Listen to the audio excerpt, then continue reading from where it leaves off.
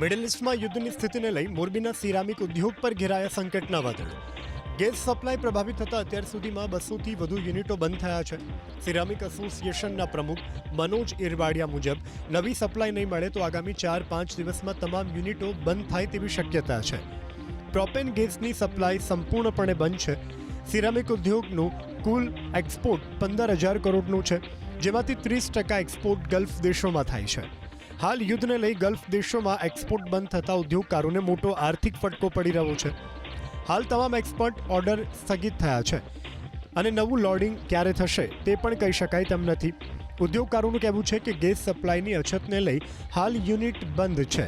જો કે યુનિટમાં મેન્ટેનન્સની કામગીરી ચાલતી હોવાથી કામ કરતા શ્રમિકોને 1 મહિના સુધી કોઈ સમસ્યા નહીં થાય, પરંતુ જો યુદ્ધ લાંબુ ચાલ્યું તો શ્રમિકોની રોજગારી છીનવાઈ શકે છે. કન્ટેનર અને શોપિંગના ભાવમાં વધારાને લીધે એક્સપોર્ટ પણ બંધ થયું છે. ભુજના ખાવડા વિસ્તારમાંથી ઝડપાયો ગેરકાયદેસર ગેસ સિલિન્ડરનો જથ્થો.